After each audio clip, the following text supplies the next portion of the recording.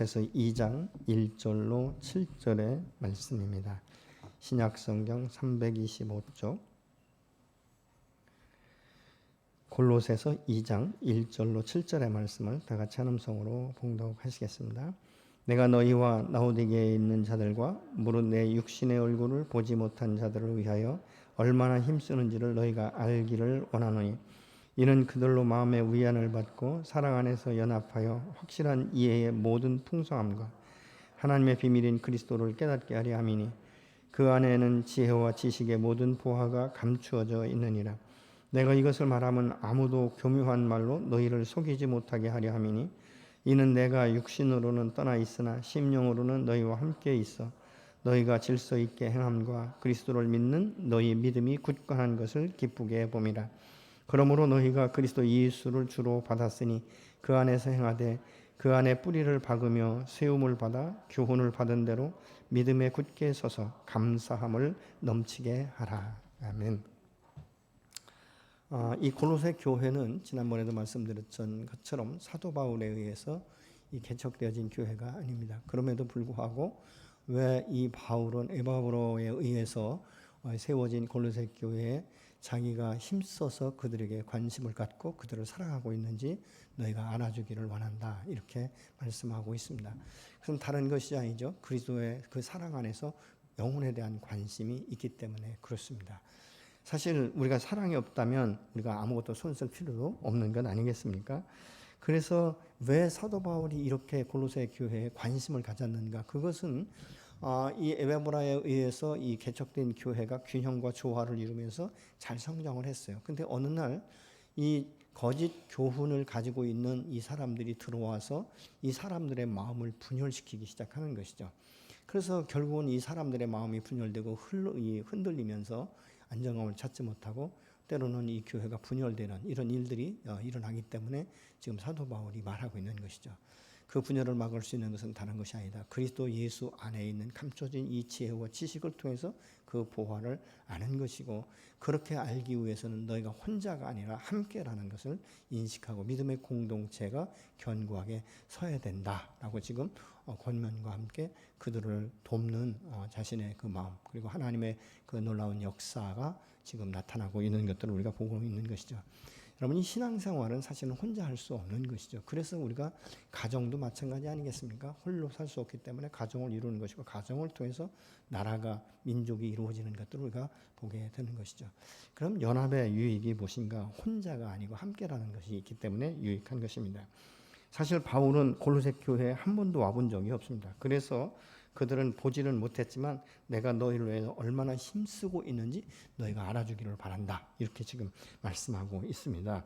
여기서 힘쓴다는 말은 이 아곤이라는 헬라어로 경기, 투쟁, 근심이라는 의미를 가지고 있어요. 근데 여기에서 나온 것이 바로 영어 아곤이라는 말인데, 고통스럽게 하는 것, 괴로워하는 것, 번민, 이런 것을 뜻하고 있습니다. 사람이 사랑하지 않으면 아무런 관심이 없기 때문에 심적으로 고통을 느낄 것도 없고 번민할 필요도 없는 것이죠.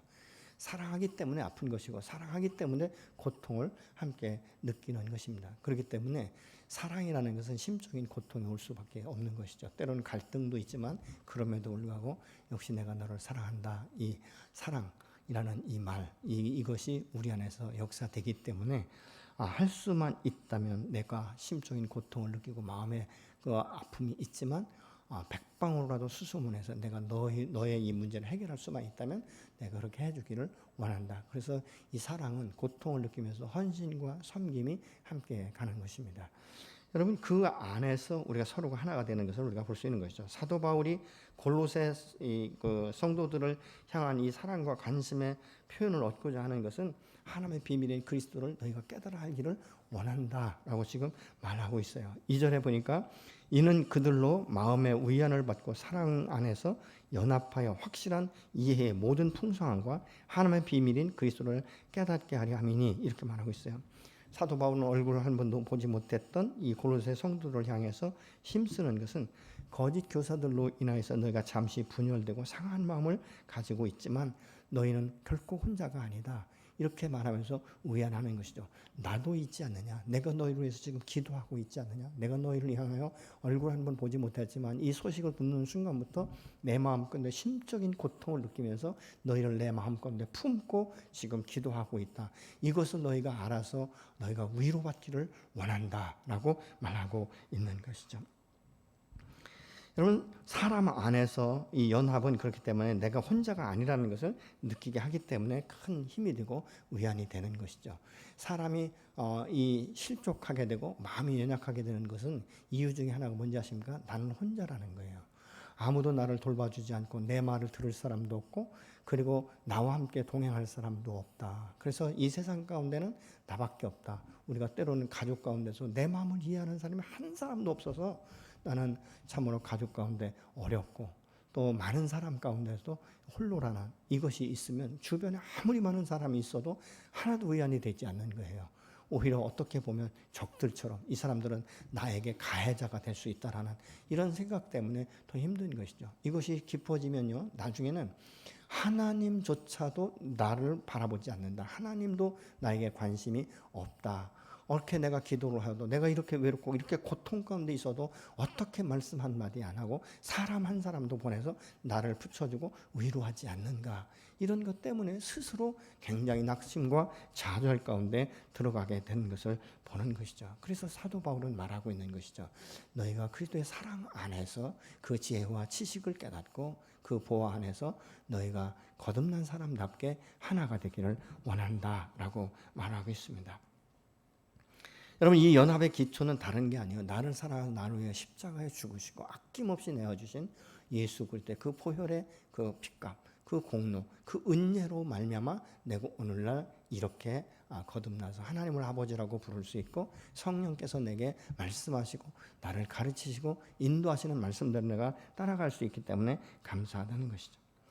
여러분, 세상에 사람이 다 나를 떠나도 하나님께서는 나를 영원토록 떠나지 않는다고 말씀하고 있지 않습니까? 세상 사람들이 내 손을 아무도 잡아주지 않아도 요한복음에 보면 하나님의 그 의의 오른팔로 나를 붙드시고 계시면 아무도 그 손에서 나를 빼앗을 자가 없다. 이렇게 분명하게 말씀하는 것을 우리가 볼 수 있는 것입니다. 그래서 우리가 예수 안에서 내가 거듭났다는, 성령이 나와 함께 동행하신다는 그 주의 임재를 경험하는 데서 우리가 정체성을 갖고 우리의 가치관을 갖게 되면요, 이 세상 사람 나를 몰라도 세상 사람 다 나를 버린다 할지라도 나는 여호와 한 분만으로 만족할 것이다 라고 말하는 이 하박국 선지자의 고백처럼 우리가 그렇게 고백할 수 있게 되는 줄로 믿습니다. 누군가 나를 위해서 끊임없이 기도해주고 누군가 나를 위해서 끊임없이 격려해 줄 수 있는 한 사람만 내 곁에 있어도 우리가 힘이 되는데, 이 성령 하나님께서는 이 땅 가운데 당신의 독생자 예수를 보내시고 그 생명의 대가로 나를 건지시면서 너의 생명의 그 존귀함, 너의 삶의 존귀함이 내 아들만큼의 가치가 있다라고 여기시는 이 하나님이 내 편이시라면 얼마나 우리가 든든한 삶을 살게 되겠습니까? 그럼 그렇기 때문에 나와 함께 그리스도 안에 갈 사람이 있다는 것, 이게 큰 축복이고 위안임이 되면서 격려가 되는 거예요. 근데 지금 우리가 말하면요, 우리 주변에는 나 홀로가 아니라는 것이죠. 허다한 증인들이 있는데 얼마나 많은지 구름과 같다. 이렇게 히브리서 12장 1절을 말씀합니다. 같이 한번 보시겠습니다. 이러므로 우리에게 구름같이 둘러싼 허다한 증인들이 있으니 모든 무거운 것과 얽매기 쉬운 죄를 벗어버리고 인내로서 우리 옆에 당한 경주를 하며.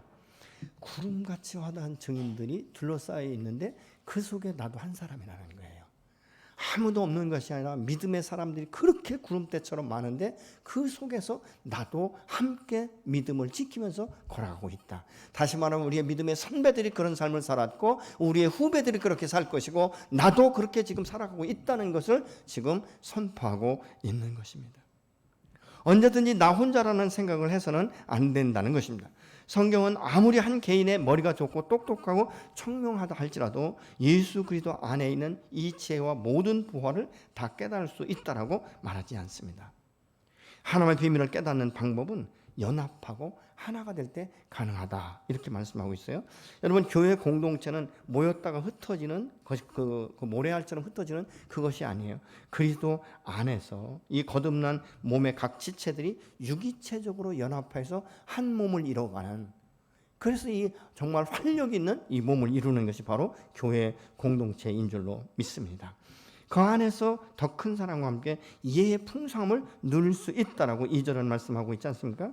그래서 이 2절에서 말씀하고 있는 확실한 이해, 이 말은요, 헬라어로 시네시스라는 말인데, 이해하다, 통찰력이 있다, 자기 인식을 한다, 이런 의미로 사용되면서 이것은 충분한 이해가 되면 다시 질문할 필요가 없다라는 것을 의미하고 있어요. 여러분, 서로가 이해한다는 것은 무엇이에요? 우리의 마음이 열려 있다. 무엇이든지 내가 용납할 수 있고, 내가 무엇이든지 당신의 말을 진실로, 사실로 내가 믿겠다라는 것이 이게 통용되는 거예요. 그러니까 어느 한쪽은 이해하고 한쪽은 닫혀 있고, 이것이 아니라 양쪽 다의 마음의 문이 열려 있다. 숨김이 없다, 거짓이 없다라는 것을 지금 의미하고 있는 것이죠. 만약 한쪽만 이해가 되고 한쪽은 닫혀 있다면요, 굉장히 답답한 거예요. 어떻게 당신은 내 마음을 그렇게 이해할 수 없느냐, 이렇게 오히려 우리가 질책할 수 있다는 것이죠. 또 이것은 얼마만큼의 아주 어떤 한 부분만 이해한다, 그것이 아니라 전체를 이해한다는 것을 말하고 있는 것입니다. 우리가 예수 그리스도인이면서 그리스도 안에서 한 몸이라는 사실을 확실하게 이해할 수 있는 것은 성령 안에서 하나가 되어질 때, 우리의 마음의 장벽이 무너질 때 무엇이 드러난다라고 말씀하고 있죠. 그래서 믿음 안에서 한 몸 된 우리가 서로 유기적으로 연합되어 있다는 사실을 이해하는 것을 여기서 말하는 이해다라고 말하고 있는 것이죠. 여러분, 이 이해 안에서 하나님의 비밀인 그리스도를 깨닫게 되는데, 이것은 서로가 위로받으면서 깨닫고, 사랑하면서 깨닫고, 이해하면서 깨닫게 된다라고 지금 말씀하고 있어요. 예를 들면 이것입니다. 남녀가 낫도 붙이도 모르다가 서로 교제하고 사랑하기 때문에 결혼을 했어요. 근데 막상 결혼하고 보니까 이게 선교지에 파송된 사람과 같은 거예요. 내가 그동안 살아온 문화가 있고, 삶의 습관이 있고, 또 이해의 어떤 폭이 있고, 그런데 상대방을 내 잣대에 맞춰보니까 너무 안 맞는 게 많은 거예요. 심지어는 잠자는 것도 그렇잖아요. 새벽형이 있는가 하면 올빼미형이 있잖아요. 같이 자지 못하는 이런 것 때문에 어떤 사람은 불이 다 꺼져야 잠이 오는데, 어떤 사람은 불을 또 켜놓고 자는 사람도 있잖아요. 이런 모든 이 문화 충격이 우리 안에 이루어지기 시작한다는 것이죠. 어떤 사람은 자기 집에서 그냥 농담처럼 한 이야기인데, 상대방의 문화 가운데 그런 농담처럼 이야기하는 것을 한 번도 들어본 적이 없기 때문에 농담의 올무가 딱 걸리는 경우가 있어요. 그냥 웃고 넘어갈 수도 있는데 어떻게 당신이 나한테 그렇게 말할 수 있느냐, 어떻게 이 문제를 그렇게 풀어갈 수 있느냐, 이렇게 우리가 함께 접근할 수 있다는 것이죠. 연합, 이거는요, 서로에게 숨겨진 비밀이 다 드러나기 시작하는 것이죠. 그래서 어떤 말을 하든지 내가 이해하고 용납해 주는 거예요. 그래서 사람은요, 용납받는다라는 느낌이 있을 때, 내가 이 모든 것을 오픈해도 이 사람이 나를 용납해 주는구나, 그리고 비밀을 지켜준다라는 이런 확신이 있을 때요, 자기의 속내를 다 드러내요. 마치 튤립이 따뜻한 곳에서 자기의 속내를 다 드러내서 활짝 피워서 숨김이 없는 것처럼, 이런 것들을 지금 의미하고 있는 것이죠. 여러분, 세상은요, 가문의 어떤 능력이나 가문의 탁월함을 따라서 부활을 누릴 수 있고 가문을 세워갈 수 있다라고 말하고 있습니다. 그러나 성경은 보면 볼수록 하나님이 사람들과 더불어 사는 가운데 모든 복을 다 넣어 놓으셨다는 것을 우리가 성경을 통해서 깨달을 수 있어요. 여러분, 한 말씀을 보더라도요, 사람이 보는 관점이 다르고 생각이 다릅니다. 그렇기 때문에 똑같은 말씀을 묵상하고 함께 나누다 보면요, 무궁무진한 내가 미처 생각하지 못했던 말씀들을 풀어내게 되는 경우가 있는 것이죠. 그래서 우리가 하나가 아니라 함께라는 것이 매우 중요한 것이에요. 교회의 지체들이 교회 안에서 하나가 되고 그 안에서 복을 누리면서 풍성하게 되는 것, 그게 하나님의 섭리라, 그 말인 것입니다. 여러분, 연합이 불가능해 보일 때 말이죠, 정말 우리는 굉장히 힘들어요. 남녀가 살면서 서로 근데 이렇게 연합이 되다 보면 닮아가잖아요. 그래서 오래 살다 보면 뭐 얼굴은 좀 달라도 사람들이 뭐라면, 아니 두 사람이 온누이세요? 이렇게 또 묻기도 하잖아요. 어떻게 둘이 그렇게 똑 닮았어요? 근데 실질적으로 사는 사람도 안 닮은 것 같은데, 남들이 닮았다 이렇게 말하고 있지 않습니까? 뭐예요? 서로 상호 교통 가운데서 닮아가는 것이죠. 그리고 이것은 진리 안에서 우리가 하나님이 주시는 지혜와 지식 안에서 가져가면요, 이것은 서로가 함께 장점 안에서 하나의 공동체를 세워가는 것이죠. 말씀 안에서 공동체를 세워가기 시작하는 것이죠. 여러분, 참 다른 게 너무 많아요. 근데 다른 것이라고 인정하면 안 싸우는데 틀렸다고 인정하는 게 싸우는 것이죠. 여러분, 자녀 교육만 해도 다 다르잖아요. 자녀 교육을 하는데 두 분이 그냥 한 번에 딱 통한 분 혹시 계십니까? 왜 애를 그렇게 가르치세요? 애한테 왜 말을 그렇게 하세요? 그러잖아요. 근데 또 자기가 말하는 건 별 수 없어요. 자기도. 비슷한 거예요. 이게 뭐냐? 내가 가지고 있고 내가 보고 내가 배운 대로 하는 것이 그게 진리라고 생각하기 때문에 그런 거예요. 근데 서로가 연합이라는 것은 내 것을 포기하고 상대 것을 받아들이기 시작하는 것이죠. 그래서 서로가 서로 안에서 존경하고 세워주다 보면 서로가 서로 안에서 그 사랑이 무엇인지, 이 사랑의 진정성을 우리가 배우기 시작하는 것이죠. 근데 이것은 세상의 방법이 아니에요. 하나님 안에서 성령의 역사심과 성령의 도심 안에서 우리가 풀어낼 때에 하늘의 지혜와 지식이 함께하기 때문에 우리가 세상 사람이 풀어가는 방법과는 다른 방법으로 풀어져 가는 줄로 믿으시기 바랍니다. 여러분, 교회 공동체는 정말 다 남남이 모여서 한 몸을 이뤄가는 것 아니겠습니까? 그래서 이 교회가 평온하게 갈 수 있는 것은 연합이다 그 말입니다. 그래서 우리가 이 3절에 보니까 그 안에서 지혜와 지식의 모든 보화가 감춰져 있다 이렇게 말하고 있어요. 지혜라는 말은 소피아라는 말인데 히브리 사람들이 굉장히 중요하게 여겼어요. 그리고 이 지식이라는 건 그노시스라는 이 헬라어인데 알게 된다, 지각한다, 깨닫는다 이런 것에서 유래가 됐는데요. 헬라 사람들이 굉장히 중요하게 여겼던 거예요. 그래서 어떤 분은 그렇게 이야기해요. 이 소피아, 지혜와 이 지식, 이 그노시스는 신구약의 연합과 같다. 그렇게 표현하시는 분들도 있습니다. 다시 말하면 히브리 문화와 헬라 문화가 연합되는 것과 같다. 이렇게 말씀하시는 분들도 있습니다. 여러분, 각 사람에게는 지혜와 지식을 구하는 마음들이 다 있습니다. 지식은 무엇입니까? 하나님 안에서 이 지혜를 받아들이는 마음으로 이해하고 논리적으로 받아들이면서 그것을 확고하게 내 것으로 삼는 것을 의미하고 있죠. 또한 지식적으로 이해하는 그것은 사도 바울이 고린도서 1장 24절에 이렇게 말씀하고 있습니다. 오직 부르심을 받은 자들에게는 유대인이나 헬라이나 그리스도는 하나님의 능력이요 하나님의 지혜니라. 여러분, 이것은 어디에서 완성되는가? 십자가에서 완성되었다는 것입니다. 여러분, 지혜와 지식의 욕구가 충족되는 것이 바로 십자가의 도다 이렇게 말씀하고 있어요. 사도 바울은 예수 그리스도 안에서 지혜와 지식의 모든 보화를 발견하게 되면 거짓 교훈을 가르치는 자들의 그 말에 속지 않는다는 거예요. 왜요? 분별력이 생기기 때문에. 말씀의 근간이 있기 때문에 그렇다라고 말씀하고 있습니다. 그래서 4절에 내가 이것을 너희에게 말하면 아무도 교묘한 말로 너희를 속이지 못하게 하려 함이니 이렇게 말씀하고 있어요. 이 교묘한 말, 이 뜻은요, 설득력 있는 말, 설득하는 기술을 가지고 있다 이런 의미예요. 그렇기 때문에 다른 사람을 잘못된 길로 이끄는데 얼마나 능통한지, 아주 그럴싸하고 그럴듯해서 자기도 모르게 점점 빨려 들어간다는 것. 그래서 여기서 이 거짓교는 영지주의나 이런 것인데요, 이단의 교회를 말하는 것이죠. 그러니까 예를 들면 이런 것이죠. 이단에서 훈련받은 사람이 한 사람이 오면 교회에 와서 한참 동안 가만히 숨겨져 있다가 어떤 믿음이 연약한 사람을 보면 이렇게 말하는 거예요. 나도 당신처럼 전에는 수십 년 동안 교회에 참 열심히 다녔고 예배도 했고 헌신도 했고 뭐 직분도 있었고 그랬는데 답답했다. 근데 내가 새로운 이 말씀을 듣다 보니까 새 하늘과 새 땅이 무엇인지를 정확하게 알게 되었고 요한계시록의 비밀을 깨닫게 되었고 뭐 이런 식으로 이야기를 하는 거예요. 근데 이런 말을 언제 하느냐? 그것이 이제 이 사람의 이 마음을 많이 내가 샀다라고 생각되기 전에는 절대 이단은요 자기의 목적을 말하지 않습니다. 계속적으로 주고 하다가 이 사람 마음이 이제 내 마음 가운데 많이 들어왔구나 이렇게 생각될 때 그 목적을 슬그머니 드러내놓는 것, 그게 이단이에요. 그래서 우리가 이것을 분별할 수 있는 것은 말씀의 지혜와 지식이 함께 가야 되는 거예요. 여러분, 이것이 안 되면 우리가 신앙생활을 아무리 수십 년 한 게 중요한 게 아니에요. 내가 복음을 알고 있는가? 지난주에도 제가 말씀드렸지 않습니까? 근데 어떤 분은 그래요. 성경 공부 좀 하시죠. 이렇게 말하면 목사님 나 너무 바빠요. 이 일이 끝나면요. 또 어떤 분들은 그래요. 목사님 이 나이에 내가 뭘 배운다고 그냥 구원받았으면 됐지.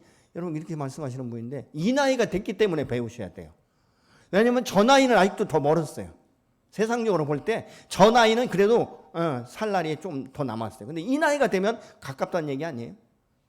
이 나이에 이단 사슬에 속아가지고 넘어가면 무슨 유익이 있겠어요. 그리고 신앙생활 때 재미가 있어야 되잖아요. 아니 말씀을 설교를 들어도 재미가 있어야 되냐. 이 말씀이 이 말씀이라 되는데 도대체 무엇만 하는 것이요. 여러분 이거는 아무런 은혜가 되지 않는 거예요. 그럼 배워야 되잖아요.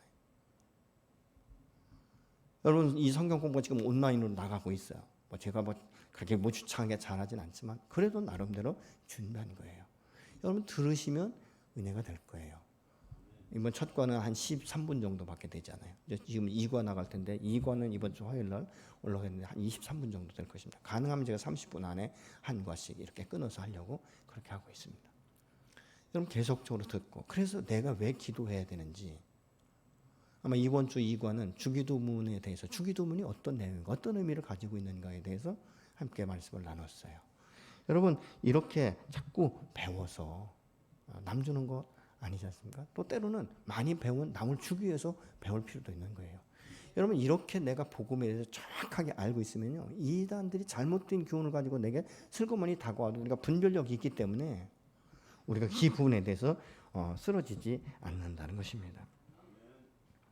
여러분 그리스도의 그 사랑 안에서 연합해서 그리스도의 비밀을 깨닫는 지혜와 지식이 여러분 안에 충만하게 되기를 예수의 이름으로 축복합니다. 두 번째는 우리가 예수 그리스도 안에 뿌리를 받고 우리 신앙이 성장하면 성장할수록요 감사함을 넘치게 하라고 지금 명령하고 있는 거예요. 감사해 이게 아니라 감사함을 넘치게 하라 이렇게 지금 명령하고 있지 않습니까? 여러분 힘의 논리가 지배하는 이 세상 가운데 구원자로 오려면요 다른 사람보다 더 힘이 있고 백그라운드가 있어야 되고 능력이 있어야 돼요. 지식도 풍부해야 되고 그렇지 않습니까? 사람을 만나면 설득력이 있어야 되고 말이죠. 그런데 이 예수님은 이 땅 가운데 육신을 입고 오셨는데 왕궁도 아니고 이 어떤 대신의 가정에서 탄생한 것도 아니고 평범한 가정. 어떻게 보면 이렇게 이걸 계층으로 나눈다면 아주 천민 계층 쪽에 속하는 목수의 아들로 태어나십니다. 아무도 그를 메시아라고 보지 않아요. 아무도 그를 인정하지 않습니다. 한 30년 동안은 성장하면서 부모 밑에서 그 목수의 일을 도우면서 주님이 사셨어요. 근데 한 공상의 기간 한 3년 반 동안은 갑자기 이분이 탁 뜨기 시작하는 거예요.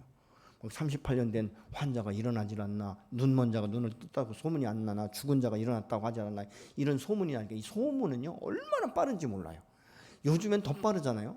이 SNS에 한번 탁 치면 이거 말도 못하게 막 일파만파가 되잖아요.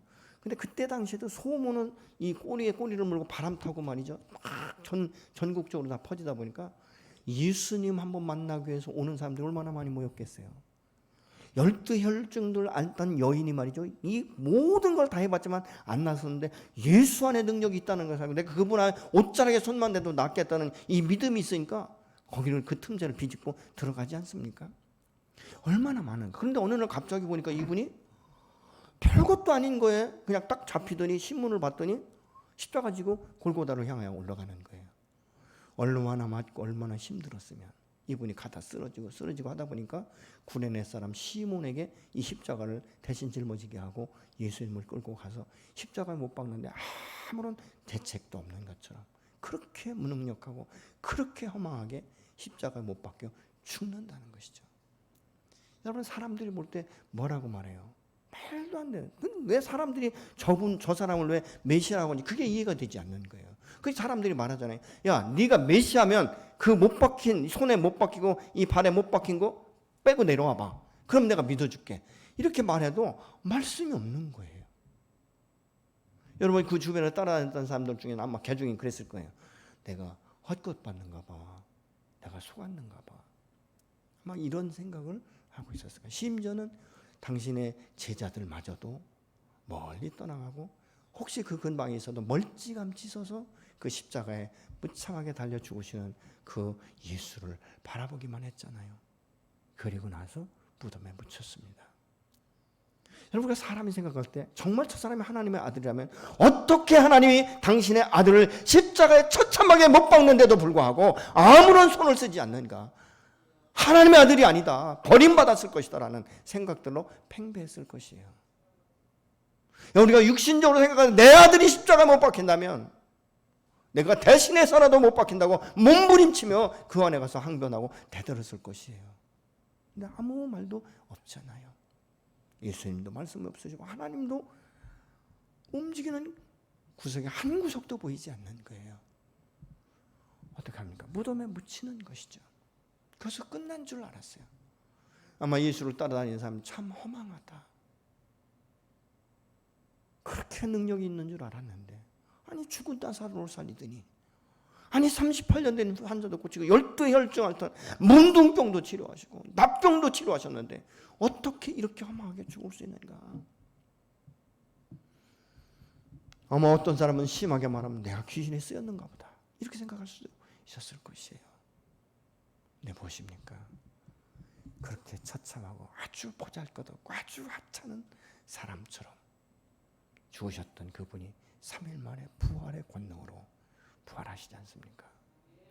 이게 비밀이에요.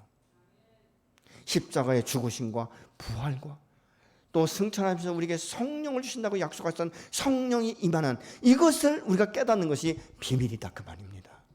이것은 예수 그리스도 안에서 거듭난 사람들만이 깨달을 수 있는 것이고, 한 사람이 아니라 교회 공동체가 연합될 때 더 큰 파워를 가지고 있는 것이고 더 깊은 진리 가운데 우리가 서게 된다는 사실을 지금 말씀하고 있는 것입니다. 너무나 평범하고 보잘것없었던 그런 그 주님이 죽음으로 끝나지 않냐고 부활하셔서 부활 생명과 권능으로 드러내시는, 여러분, 우리가 이 상권의 사람들은요 참 자기가 인정받기 원하는 사람이 너무 많아요. 그래서 어떤 사람은 막 자기가 어떤 사람인지 막 떠버리잖아요. 나는 이런 사람이야, 나는 가문이 이래. 마치 사도 바울이 복음을 듣기 전에, 부활의 주님을 만나기 전에 자기가 어떤 사람인지 얘기하잖아요. 나는 로마 시민권을 태어나면서부터 가진 사람이고 나는 가말리엘 그 문화생이고 막 이런 자기 자랑을 막 해요. 근데 아무도 그 자랑할 때 뭐라고 대꾸할 수가 없어요. 토를 다룰 수 없어요. 왜? 그게 사실이니까. 어떤 사람은 또 그런 사람이 있어요. 자기는 막 속으로 막 드러내기를 원하는데 성품이 차마 드러내질 못해. 근데 옆에 사람이 얘기하잖아요. 이분으로 말할 것 같으면 막 이러거든요. 어디를 나왔고 뭐 미국에 가서 어떻게 했고 막 이런 얘기를 해요. 그러면 아주 못 이기는 척 이러잖아요. 아이 뭘 그런 걸 부끄럽게 얘기해. 그렇지만 속에서는 희열이 솟아나는 이런 사람이 있어요. 여러분, 이런 사람은 사실 누구가 아니라 우리 모두에게 다 조금씩은 있지 않습니까? 표현하지 않을 뿐이지 말이죠. 그런데 우리가 주님을 다시 발견한다는 것. 그래서 여러분, 이 제자들이 베드로처럼 예수를 부인한 사람도 있고 십자가 안에서 다 멀찌감치 갔고 부활의 주님이 부활하셨다는 소문을 듣고도 다 숨어있던 이들이 이 사도행전 2장 마가다락방에 성령을 경험한 후부터는 전혀 180도로 바뀌는 모습을 봅니다. 두려움이 없는 거예요. 왜요? 영적인 비밀을 깨달았기 때문에, 성령의 은혜와 성령의 능력을 체험했기 때문에 삶의 터닝 포인트를 가져온 것이고 변화가 일어나기 시작한 것입니다.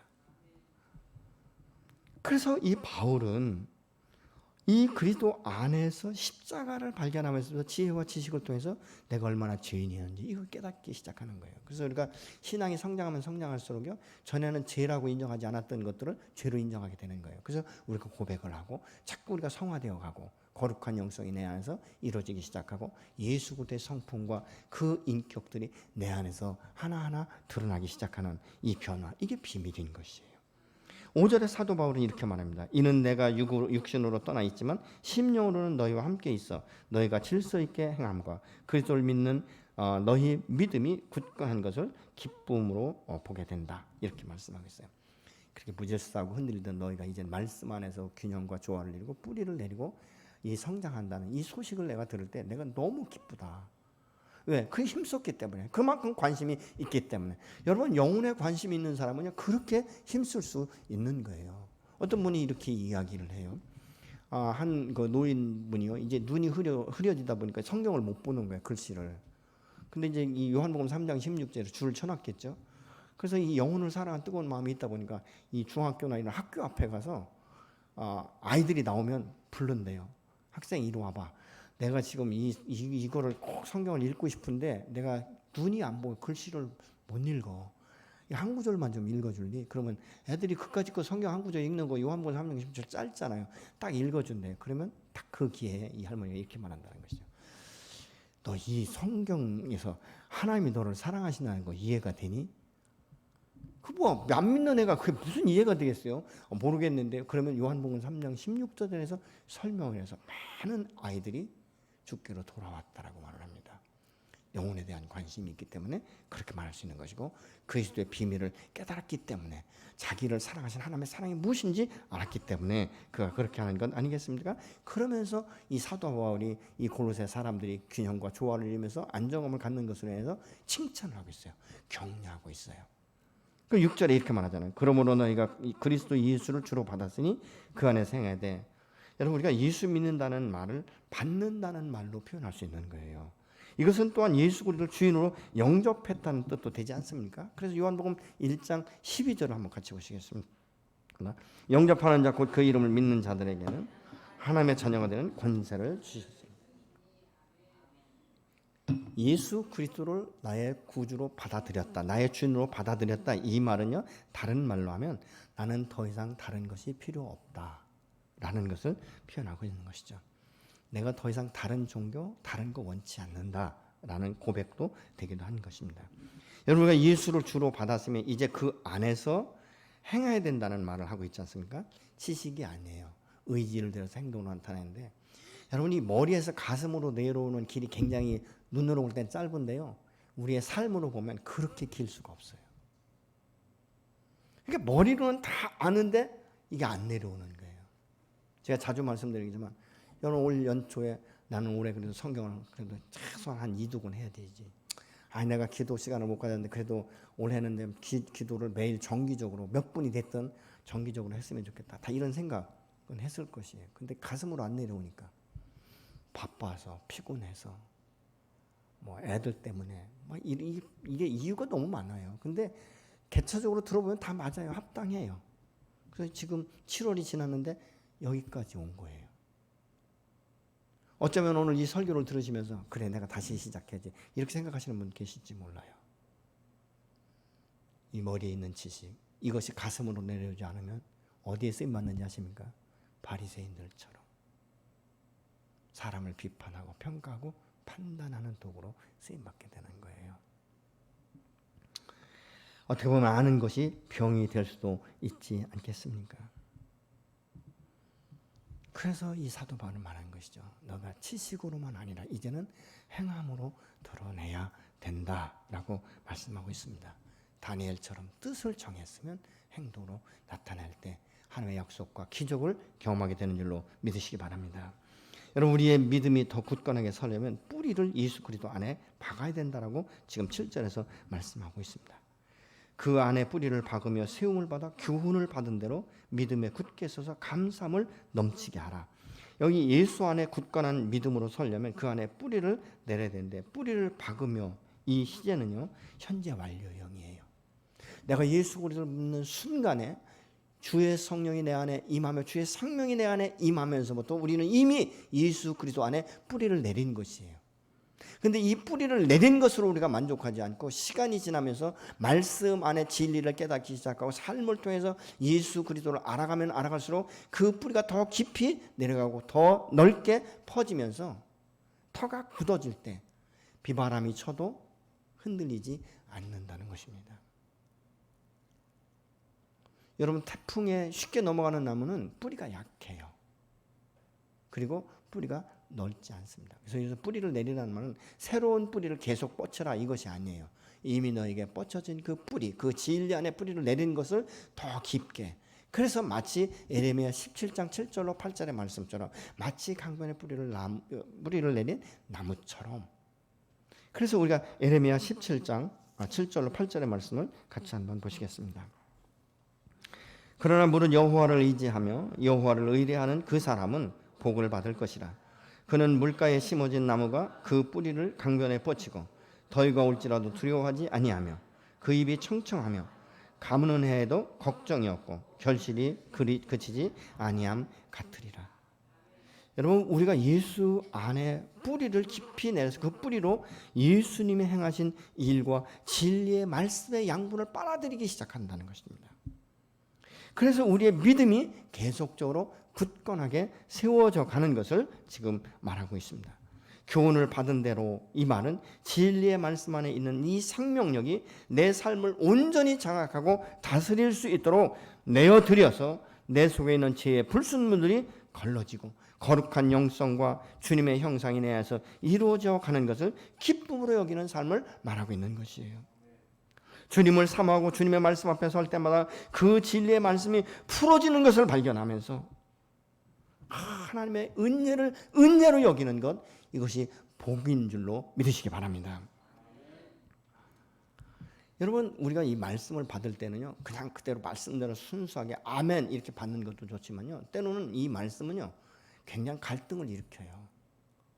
지금까지 내가 살아온 이 사고, 이 세계관, 이 가치관, 그리고 습관, 삶의 방식이 있는데 말씀을 딱 받을 때 어떤 때는 이 말씀에 대한 부딪히기 시작해요. 이 말씀대로 나보고 어떻게 살아나는 거야? 이거 말도 안 되는 소리지. 어떻게 이렇게 말씀대로 살다 보면 내가 이 세상 가운데 어떻게 내가 직장 생활을 할 수 있는가? 막 이런 것들로 인해서 우리가 막 갈등이 오는 거예요. 아니, 자녀들을 어떻게 이렇게 말씀으로만 양육할 수 있는가? 이런 것이 우리 안에 막 갈등으로 일어나기 시작하는 거예요. 여러분, 그렇지 않습니까? 제가 목회하면서 많은 분들을 대하는데요, 신앙생활 하시다가 이 세상으로 가시는 분들을 대개 보면 말씀의 이 갈등을 이기지 못해서 떠나는 거예요. 난 그렇게는 신앙생활 못한다. 난 그렇게는 못 산다. 이런 결론이 얻어지니까 세상으로 향하여 가는 것입니다. 그럼 어떻게 되는가? 말씀이 내 안에서 자유롭게 운행되는 거거든요. 때로는 이 말씀은요, 예리한 검보다도 더 아주 예리하기 때문에 우리의 혼과 이 관절을 찔러 쪼개고도 남는다. 이렇게 말씀하고 있지 않습니까? 잘못된 것, 내 안에 거짓된 것, 가증한 것, 죄를 죄로 인정하지 않던 것, 이런 것들이 말씀 안에 부딪히기 시작하면 갈등을 느끼는 거예요. 이럴 때 말씀 앞에 내가 아멘으로 화답하면 죄로 느끼는 것을 이제는 끊기 시작하는 것이죠. 그 끊어질 때마다 내 안에 성령의 다스림의 깊이와 높이가 달라지는 거예요. 그래서 세월이 가면서부터는 그렇게 하는 거죠. 여러분, 우리가 이 세상에서 직장 생활을 하고 하는 것이 녹록지 않아요. 저는 직장 생활을 10여 년 해봤기 때문에 알아요. 세상이 얼마나 험악한지. 눈 뜨고도, 옛날 눈 감으면 코뼈 간다는데 지금 눈 뜨고도 코뼈 가는 세상이잖아요. 어떻게 내가 정신줄 놓으면 금방 문제가 되어지는, 또 밑에 사람이 얼마나 치열하게 치고 올라오는지, 그런 세상 가운데 어떻게 내가 믿음을 지킬 수 있는가? 말씀이 능력이 되어질 때, 그 말씀이 내 안에 풀어져서 하늘의 지혜와 하나님의 지식의 영이 내 안에 임할 때, 똑같은 상황에서 내가 어떻게 말해야 될까? 마치 느헤미야가 아닥사스다 왕 앞에 갔을 때 충분히 기도했음에도 불구하고 내 안색이 그렇게 수심이 가득한 이유가 무엇이냐라고 말할 때 목도하고 이야기했던 것처럼, 하나님, 내가 이 상황 가운데 어떻게 말해야 될지 내 입에 말씀을 넣어주십시오. 하나님, 이 말씀 가운데 내가 어떻게 이것을 해결해 나가야 될지 주님 내게 말씀하여 주십시오. 어떤 때는요, 내가 상상할 수 없는 말들이 쏟아져 나올 때 있어요. 어떤 때는 전혀 기억하지 못했던 단어들이 생각이 나기 시작합니다. 선에서 악을 이길 수 있도록 하나님이 나와 함께 하시는 거예요. 그러니까 그 정말 말로 표현할 수 없었던 이 적지, 어떤 오지에서 다니엘이 살아남지 않습니까? 요셉이 살아나지 않습니까? 살아나는 것으로 끝나지 아니하고 요셉과 다니엘을 하나님께서 높이시니까 그 지역에 사는 그 사람, 이 본토의 사람들이 그것을 이기지 못하는 거예요. 저는 우리 성도들의 삶이 그렇게 되기를 소망합니다.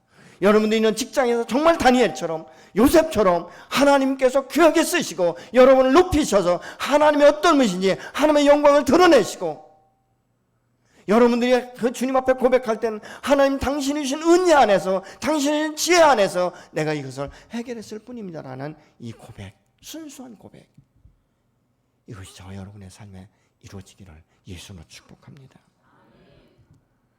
때로는 이 말씀의 갈등을 여기서 야곱처럼, 야곱이 야복강에서 밤이 맞도록 씨름을 했던 것처럼 내가 가지고 있는 이 견고한 진이 깨어지고, 비록 내 육체로 절로구마리가 된다 할지라도 주의 그 임재와 역사가 내 안에 강렬하게 나타나서 사기꾼과 같은 이름 야곱이 이스라엘로 바뀌는 것처럼 내 생각과 내 형편과는 전혀 다르게 하나님께서 역사해서 그 말씀 앞에 순종할 때, 아, 이것이 하나님의 살아계신 것이구나, 이것이 하나님의 역사라는 것을 우리가 깨달을 수 있고 은혜를 은혜로 인정하며 나가는 저 여러분의 풍성한 삶이 되시기를 예수로 축복합니다. 감사함으로 넘치게 하라. 이건 명령이에요. 해도 되고 안 해도 되는 것이 아니에요. 여러분, 세상에서는 무엇입니까? 내가 오랫동안 수고했고 오랫동안 기다렸던 것이 이루어질 때 감사해요. 정말 사방이 막혔을 때 내가 좋은 사람 만나서 이 문제가 풀어질 때 감사하고, 다른 사람 병들어 힘들어할 때 내가 병들지 않은 것으로 감사하고, 항상 이렇게 비교하면서 감사할 수 있어요. 뭐 예를 들면 이런 거잖아요. 내가 그 식당에 갔는데 다른 사람들은 양성 반응이 나타나는데 나는 음성 반응이 나타났다. 이것으로 해서 감사하고. 여러분, 이거 다 세상적인 원리예요. 하나님 안에서의 감사는 뭐냐? 다른 것 아니에요. 나 같은 죄인이 예수 그리스도의 보혈의 생명으로 말미암아 구원받은 것, 그 하나만으로도 감사할 수 있고.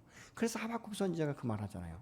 애양간에 소가 없고 송아지가 없고 감람나무에 소출이 없어도 나는 오직 여호와로 말미암아 하나님 앞에 감사하리로다. 그거예요, 여러분. 은혜를 은혜로 인정하는 것. 그래서 거듭난 사람들의 감사는 세상 사람의 감사와 달라야 돼요. 우리가 다르지만 함께 있는 것 감사하고, 기도할 수 있는 것 감사하고. 여러분, 그래서 우리가 자꾸 이게 가족도 그렇고요, 옆에 사람을 볼 때 다르다는 걸 인정하시면 훨씬 싸움이 줄어들어요. 훨씬 친밀감이 있어요. 근데 틀리다라고 생각하기 시작하면 사실 말씀의 잣대가 아니라 내 잣대 아닙니까? 그렇지 않습니까?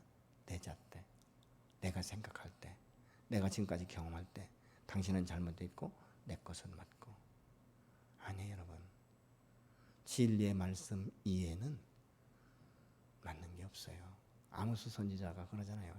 진리의 다림줄을 어디에? 너의 신비에 내려놓으라는 거예요.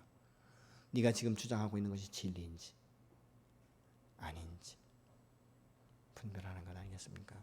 그래서 사도 바울이 이 골로새 2장 1절 7절에 보면 그 거짓 이 교훈을 가르치는 자들이 가만히 돌아서 흐트러놨던 그들의 마음 가운데 큰 위로가 되는 거예요. 하나님 너희 버리지 않았어.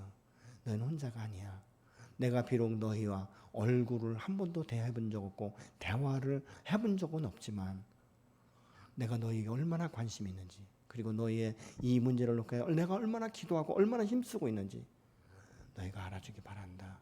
너희는 결코 혼자가 아니다. 그 하나님이 오늘 저와 여러분에게 말씀하는 거예요. 사랑하는 딸아, 너 외롭니? 너 힘드냐? 너 고통스럽냐? 너 문제 때문에 밤에 잠을 못 자느냐? 그러나 결코 너는 혼자가 아니다. 내가 있지 않느냐? 사랑하는 아들아, 너 직장 생활에 그렇게 힘들지?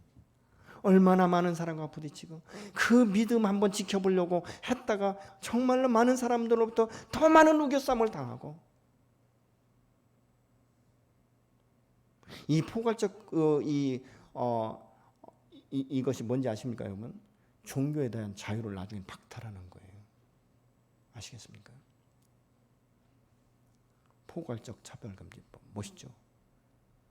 내 내막 깊이 들어가 보면 종교의 자유를 박탈하는 것이고 결국은 성평등이라고 말하고 있지만 일방적인 것이죠. 이런 상황 가운데 우리가 어떻게 해야 될 것인가? 그러나 결코 세상은 끝나지 않습니다. 하나님의 역사는 멈춤이 없기 때문에 그렇습니다. 저는 여러분들이 정말 주님 안에서 어느 곳에 있든지 하나님이 여러분에게 지혜를 주시고 그 진리 가운데 새로워지고 예수 그리스도의 생명의 핏값으로 사신받은 여러분이 얼마나 존귀하고 가치 있는 자인지를 결코 놓치지 마시고 다시 한번 주님의 십자가 앞에 승리하시는 저 여러분 되기를 예수로 축원합니다. 시간 그렇게 기도하고 싶습니다. 하나님, 내가 오늘 또 진리의 말씀 안에 서게 하십시오. 그리고 하나님 아버지, 지식으로 끝나지 않고 삶으로 드러내며 예수 그리스도의 그 십자가 안에서 주의 그 하나님 귀한 지혜와 지식을 알게 하시고 보화를 발견하게 하시고 은혜를 은혜로 여기며 감사가 넘치는 삶이 되어질 수 있도록 오늘도 내 마음을 주관하여 주시옵소서. 주님, 내가 손들고 당신 앞에 나아갑니다. 이 시간 나를 불쌍히 여시고 하나 그를 여겨주셔서 연약한 무릎을 꿇을 때마다 하나님 하늘의 이치를 말씀하셔서 깨닫게 하시고 아멘으로 당신 앞에 순종할 수 있는 믿음의 결단을 하게 하시고 그렇게 행할 수 있도록 성령이 도와주셔서 이 험악한 세상 가운데 승리자가 되어지고 지혜롭게 한 걸음 한 걸음 나아가면서 하나님의 영광을 드러내는 삶으로 주장하시고 축복하여 주옵소서. 여러분, 이런 믿음을 가지고 주님 앞에 나가 함께 기도하시겠습니다.